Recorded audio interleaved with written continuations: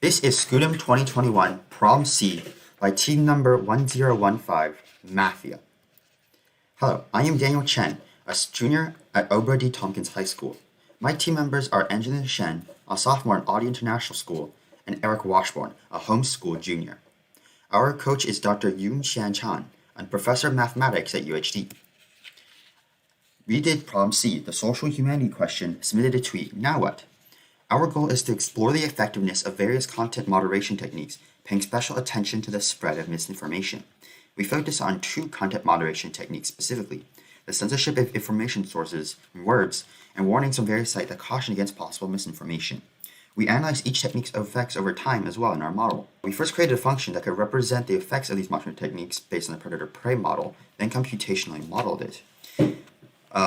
We approach this problem with this function because that way it would allow us to easily evaluate the changes in movement between opposing groups and an additional neutral group that represents people disinterested in the issue.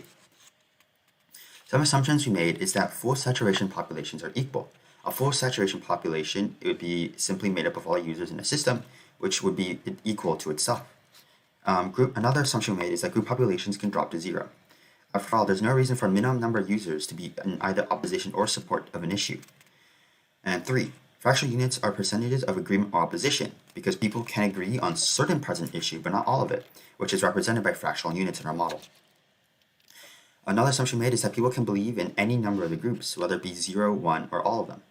After all, a user is not required to support any specific number of sides and can support any number if they wanted to.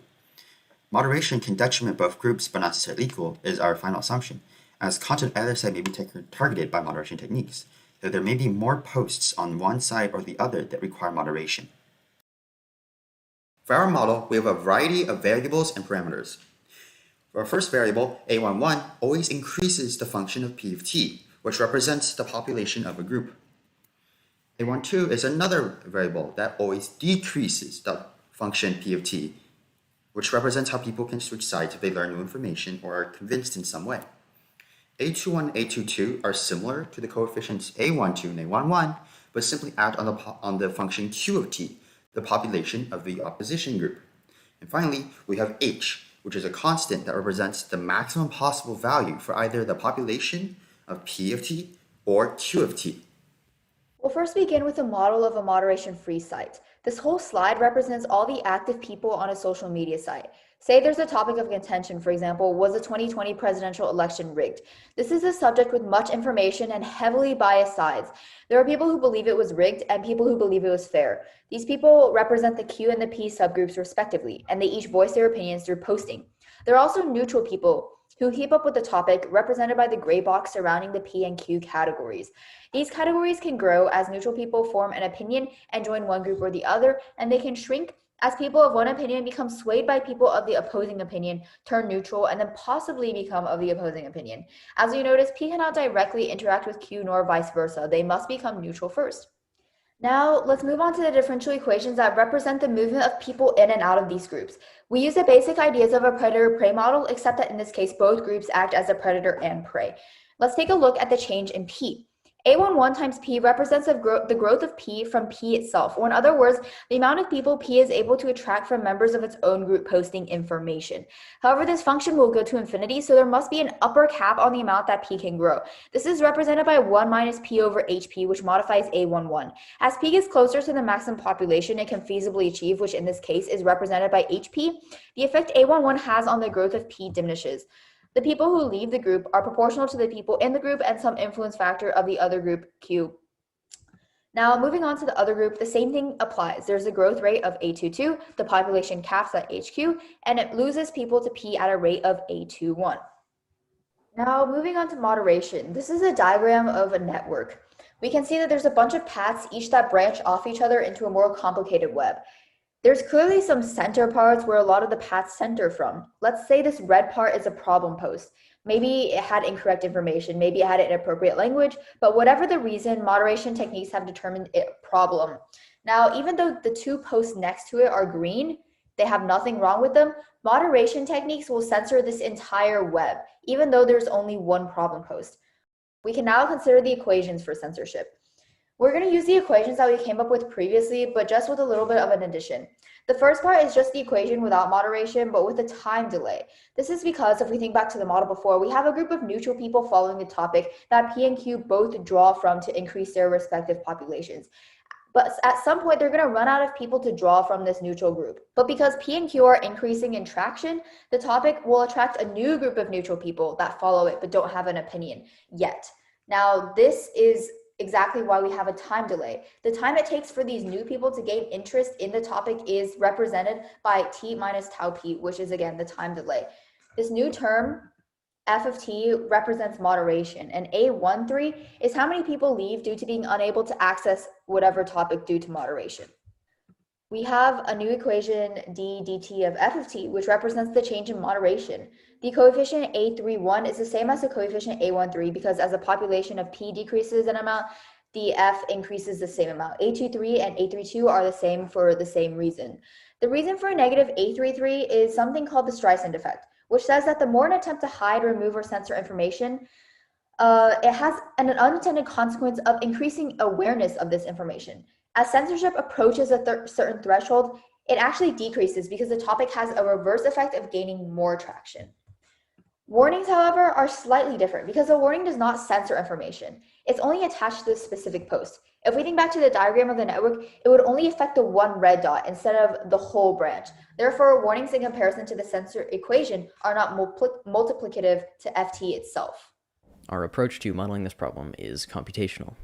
We use DeVito, which is a domain-specific language. This is essentially a language designed for one purpose, in this case for finite difference modeling, to solve differential equations within Python quickly as it generates and compiles lower-level C code for high-performance computation. For data management, we use NumPy, which goes hand-in-hand with DeVito as it vectorizes data operations to lower-level languages like C. By combining these libraries with some standard Python plotting tools, we're able to quickly and efficiently model and graph systems of differential equations. I also created an interactive graphing system using Plotly to rapidly experiment with different coefficient magnitudes. Here we import the libraries we need and set up some constants for DeVito. The time dimension is an abstract representation of time. Tmax is the max running time of the model, and dt is the time step. Then nt is the computed number of time steps that the final system will run on.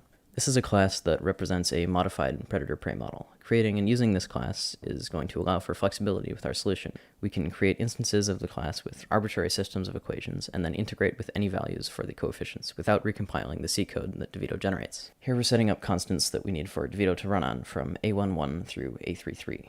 Then we're creating time functions to represent the functions for the censorship model. Then the system of equations is represented in terms of the time functions which DeVito will solve. We can pass those equations and functions to the class that we created to make the model for moderation with censorship. We perform these same functions for the model with no censorship and the model with warnings, which is trivial since we've created the class we can just implement here. This calls the integrate function on our censorship instance of the predator-prey model class, which computes and serializes the new data to its time functions. We can run this with any combination of input values as shown here to get the output data from the model, which we can then display. So here we're plotting the data from the last slide. This is a generic example of the use of matplotlib with our own data that has been computed by DeVito. This is the interactive graphing application, and as you can see, when a value is changed within the inputs here, the model is run in real time with the new coefficients, and the graph is updated with the resulting data.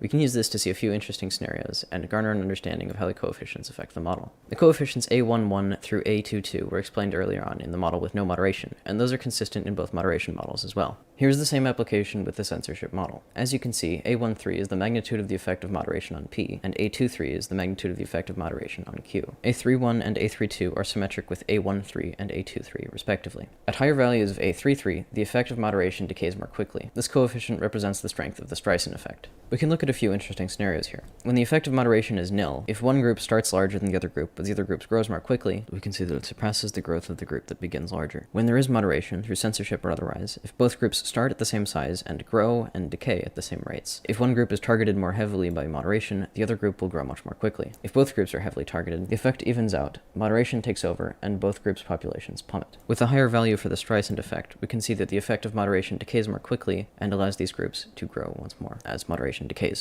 In summary, our model shows how moderation can greatly affect the growth rate and movement between two groups with opposing viewpoints and the additional neutral group. Censorship, when applied to a group's sources of information, negatively impacts the rate of growth, with the decrease growing larger as the amount of censorship increases. Warnings, another content moderation technique, function effectively the same way, but not to the same scale as censorship. However, censorship is still effective at eliminating misinformation if it is correctly applied.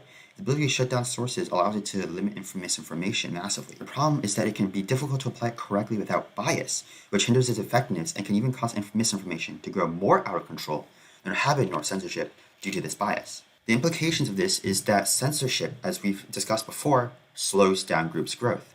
This means that if it is biased toward a single group, focusing specifically on their information or their sort topics, then it can heavily impact the spread of their information and prevent healthy discussion of issues. Even if used fairly, it can still harm the spread of information and limit the growth of groups on both sides of the issue. Thank you for listening and see you next time.